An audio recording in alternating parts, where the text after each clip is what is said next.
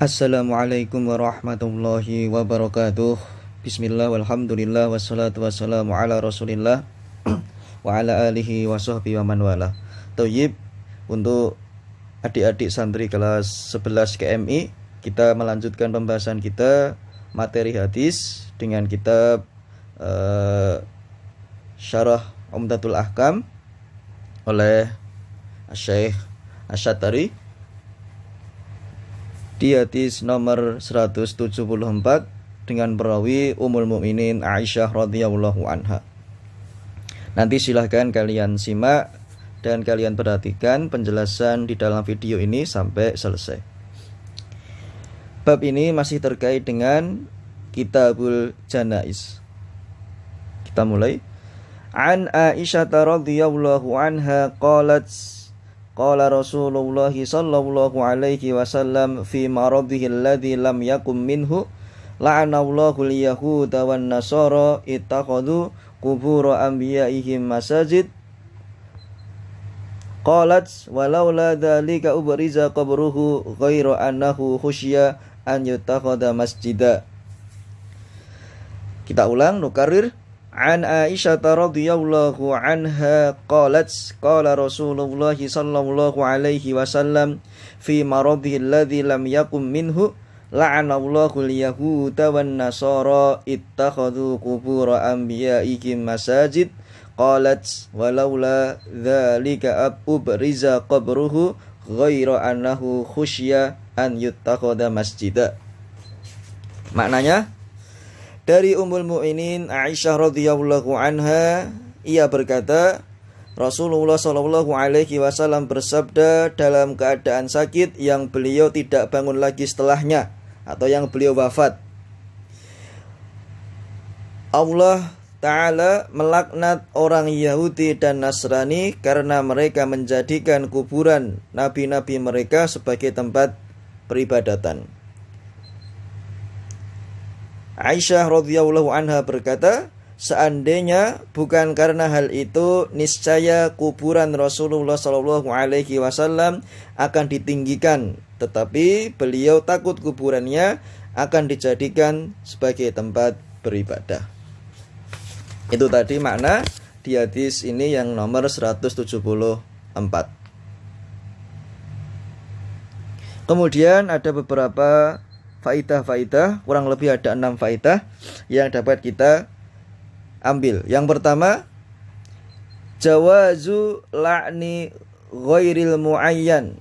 Kita diperbolehkan melaknat, mengutuk terhadap suatu kelompok, suatu orang tanpa menyebut namanya atau batang hidungnya, tidak disebut nama kelompok itu secara umum, itu diperbolehkan. Dengan catatan tidak boleh dengan menunjuk batang hidungnya atau langsung menyebut namanya. Jadi pengutukan yang hukum asalnya itu dilarang diperbolehkan dengan syarat tanpa harus menyebut atau menetapkan siapa atau sifat atau apa yang menjadi identitas orang yang kita kutuk. Faidah tsaniyah, faidah yang kedua, al-la'nu idza kana lahu sababun syar'iyyun jaizun la kharaja fih. Perbuatan melaknat atau mengutuk itu apabila ada sebab syar'i maka diperbolehkan dan tidak masalah. Di sini Nabi sallallahu alaihi wasallam memberikan penjelasan kenapa beliau mengutuk orang Yahudi dan Nasrani secara umum, karena mereka menjadikan kuburan nabi-nabi mereka sebagai tempat peribadatan. Itu nanti menimbulkan perbuatan syirik. Yang seharusnya masjid itu tempat beribadah, bukan tempat pemakaman. Kemudian al-faidah ats-tsalitsah, faidah yang ketiga, wa akhadha minhu ba'du ahli ilmi jawazu la'ni tawaif al-mukhalifah li ahli islam min jihatil wasfi la min jihatil ismi awi al-aini. Dari keterangan tersebut, kandungan hadis, maka sebagian ulama ahli ilmi memperbolehkan mengutuk atau melaknat kelompok-kelompok sempalan yang menyelisihi kelompok Islam yang lurus dari segi sifat. Para ulama ahlul ilmi memperbolehkan, atau sebagian dari mereka memperbolehkan mengutuk paham-paham atau kelompok-kelompok sempalan yang menyelisihi agama Islam dari segi sifat, bukan dari segi nama kelompok itu atau dari hakikat dari kelompok tersebut, dengan catatan menerangkan kesesatannya atau perbuatannya yang menyelisihi kaum muslimin secara umum. Itu sebagian ahli ilmi memperbolehkan.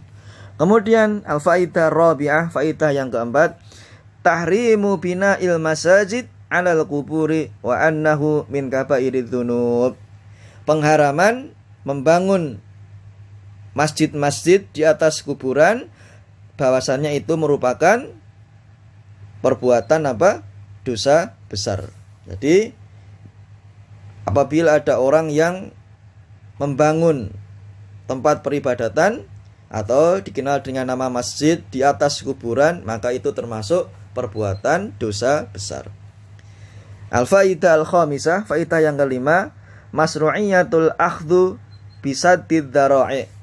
Disyariatkannya kita melakukan tindakan preventif, tindakan pencegahan agar tidak timbul atau mengakibatkan suatu bahaya dalam hal beribadah. Misalnya kita di dalam agama kita ada larangan, misalnya tadi seperti ini di dalam hadis, larangan menjadikan kuburan itu sebagai masjid atau tempat beribadah, atau membangun masjid-masjid di tempat pemakaman. Itu dilarang.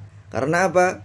Karena itu nanti bisa menimbulkan di lain tahun, di lain waktu, di generasi sesudahnya akan menjadi tempat kesyirikan. Maka di sini ada tindakan preventifnya atau tindakan pencegahannya. Maka diperbolehkan melarang suatu perbuatan atau perkara yang sebetulnya itu tidak mengapa dilakukan, tapi karena ada maksud di dalamnya yang nanti dikhawatirkan akan timbul suatu perbuatan yang merupakan dosa besar, maka syariat memberikan arahan untuk dilarang.